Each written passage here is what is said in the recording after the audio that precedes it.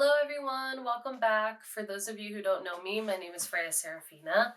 I am a PhD researcher in women's spirituality.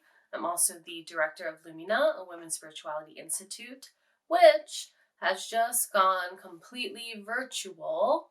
So if you've been wanting to sign up for classes, but you are not located near northern New Jersey, you can now sign up for classes. And I have a bunch of free workshops coming up in January.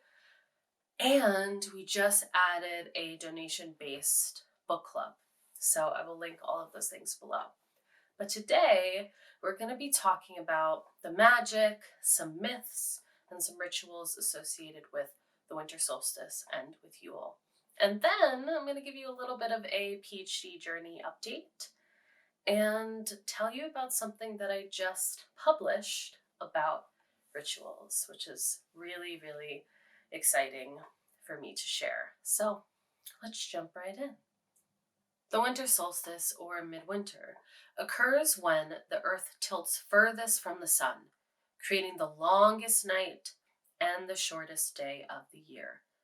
It's a turning point, a cosmic pause before the light begins to grow strong. For witches, this astronomical event isn't just about science, it's a deeply spiritual moment of transformation. Many see the solstice as a liminal space or a threshold where we leave behind the old and prepare to welcome the new. It's a time to reflect on the darkness within and honor the promise of the returning light. Across cultures, the winter solstice has been celebrated with rich mythology. The Norse honor the goddess Frigg and the god Balder, who symbolizes light and rebirth. In Celtic traditions, the battle between the Oak King and the Holly King represents a transition of power. The Oak King, symbolizing light, triumphs as the days grow longer. For witches, these myths remind us of the cycles, of death, of rebirth, and of renewal. They teach us that even in our darkest moments, the light is waiting to return. I was really lucky and I got to celebrate the winter solstice last night with a bunch of friends. And we gathered and we set our communal altar and we had a bunch of evergreens and candles and there was like gold and green everywhere. We had a bunch of different items to symbolize the four elements. And we created a ritual together where we honored those cycles, that darkness, that rebirth, that renewal. And we also said what we were grateful for and some reflections that we had on the past year and some things that we wanted for the future. And then we blessed one another and we left offerings for the god and goddess. And it was really freaking lovely. It was really nice. And we exchanged gifts and all of that stuff. And I definitely had a little bit too much wine, and so I'm suffering today, but it was well worth it. For some people, they sit vigil and they stay up all night and they play games and they feast and they celebrate and they share stories and they meditate or they do a ritual and they greet the sun as it rises. And normally I do sit vigil. It's not something I was able to do this year, again, because one, I was a little irresponsible and I had a little bit too much wine. Two, I've been so tired lately because of stuff with my PhD, because of stuff with like the 5,000, 100 million jobs that I have. My body was just not able to stay up all night, but I did get up before the sun rose, before the sun came up over the horizon. And I started my morning greeting the sun, seeing the sun outside of my window. It happened to snow yesterday on solstice. That was beautiful. So the sun is coming up and the snow is there and I lit my candles and I said a blessing and I thanked the sun and the light for returning.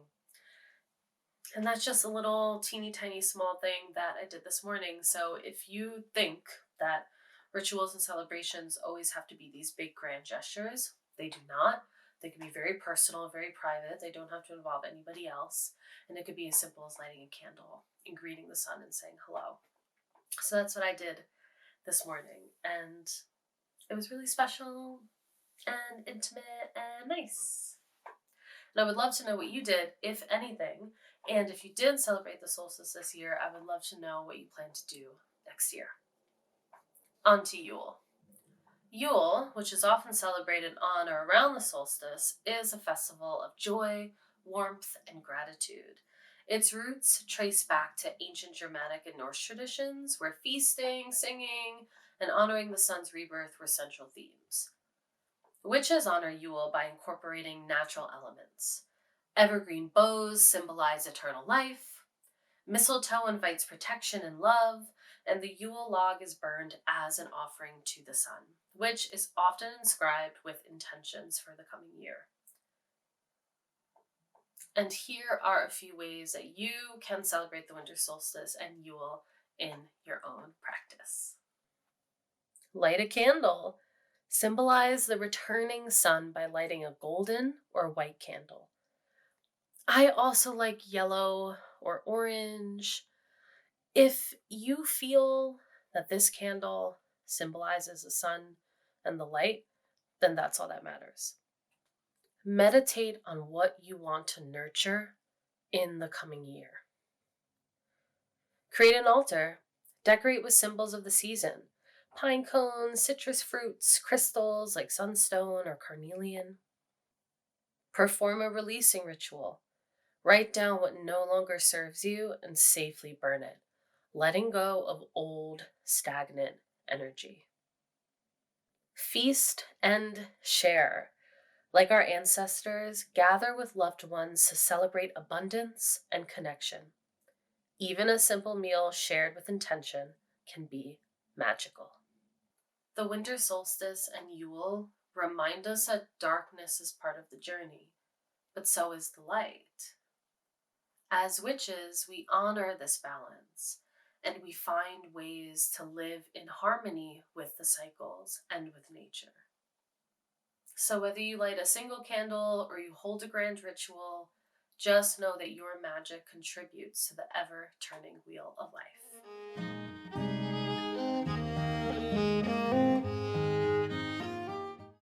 And speaking of the ever-turning wheel of life, the ever-turning PhD is getting closer and closer to being mine. I finished my second and final comprehensive exam.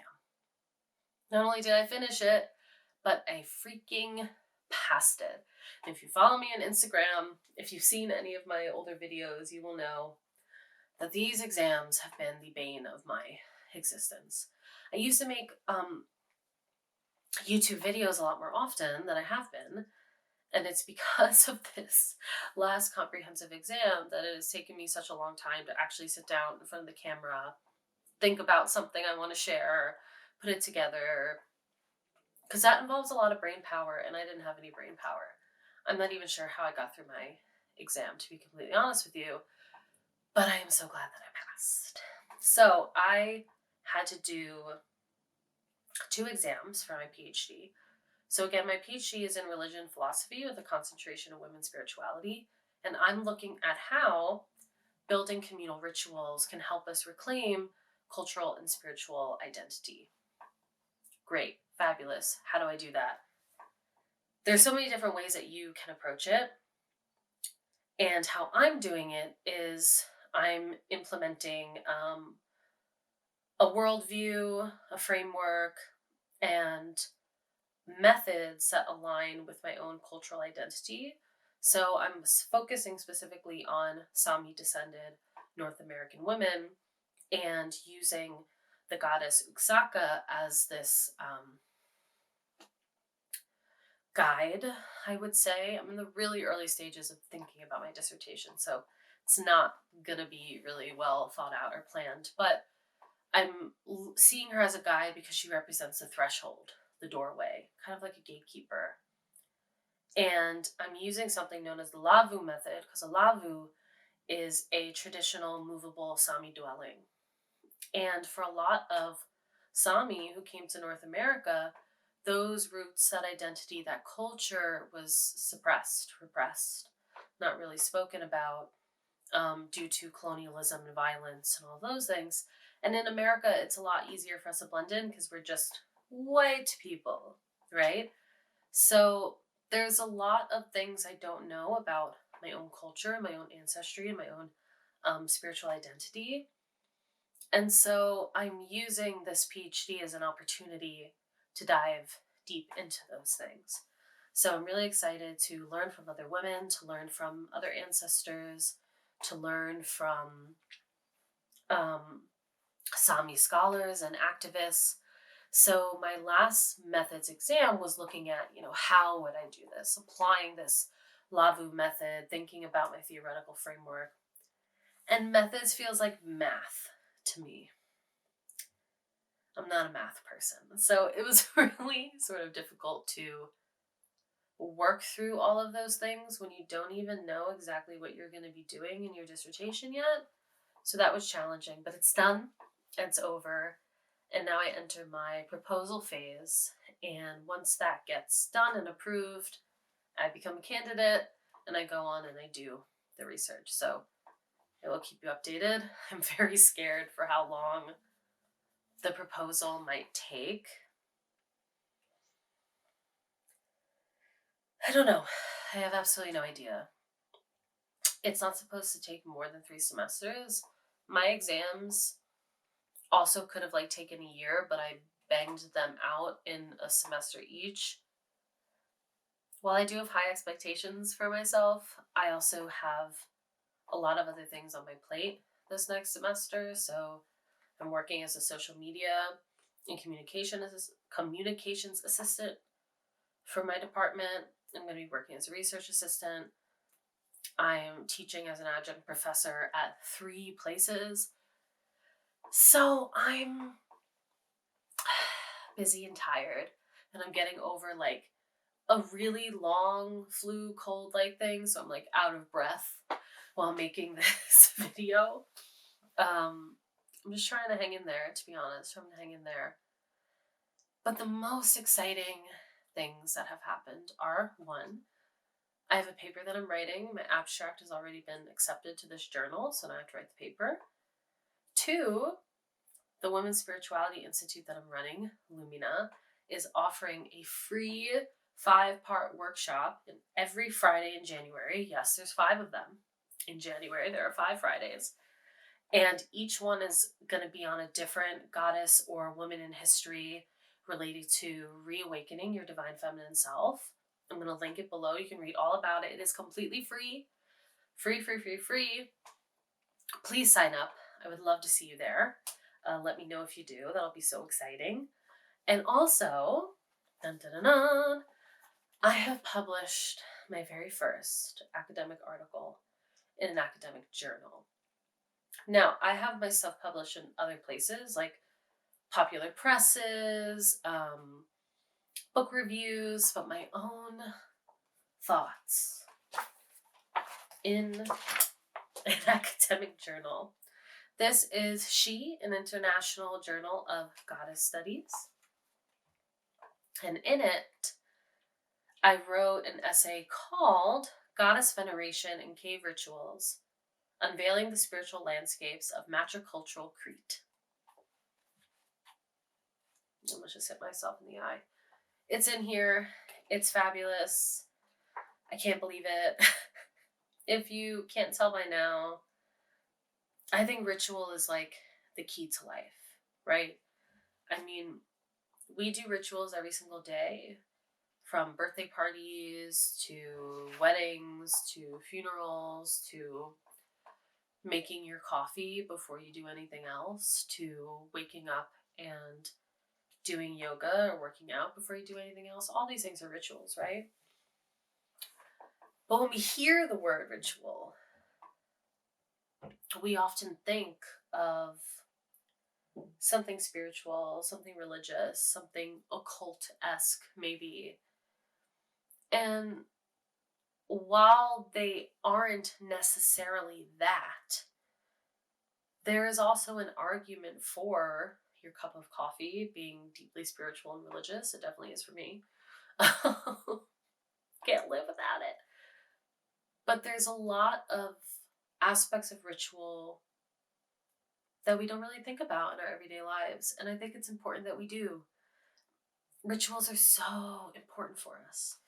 And we have evidence of certain rituals and certain beliefs and certain ideas that our matricultural, our sacred lineage of mothers, our ancestors, that they practice. And in ancient Crete, a lot of that took place in caves, the womb of the mother, the womb of the goddess, the womb of the earth. You know, there's a lot of evidence that says that not only were rituals performed there for like fertility and birth and honoring the goddess, but also people would then go and be buried. And so you would return in death to the womb of the mother, which we're at solstice, we're at Yule, we're at midwinter. The darkest night is here. We return to the dark to be reborn in the light. And the ancient mothers of Crete would return to the womb to be reborn from the womb. And I think it's a really interesting juxtaposition. So I will link this in the show notes, in the YouTube video description as well. You can check it out. Normally I would be like, oh, supporting academic journals can be a little bit dicey because us as academics, we don't get paid. We don't get paid. We submit, we have reviewers give us terrible comments and be mean to us. We have to do edits for 5,000 years. And then eventually you get into one or two or three or whatever, and we don't make any money off of it. And the publishers themselves make the money. This journal is edited and run by 2 women academics. And so it's not like a big giant corporation. So I do recommend that you actually support their work. But if a paywall is an issue, I will send you my article. Absolutely. So feel free to reach out to me via email. That is below as well. So all of the links for everything I've mentioned are below. If you have any questions about that, I'd love to hear them. And I'd love to see you at my workshop. And I would love to see you at the book club. And I would love to see you in my email asking me for this. So thank you for being here. Thank you for listening. Do not forget to hit that subscribe button and the notification button. And I hope that your solstice and your Yule are filled with warmth and bright blessings and joyous celebrations. And I hope that you were able to hold the people you love the most close to you during this darkest night. And now, brighter days ahead. So thank you for being here. I'll see you next time.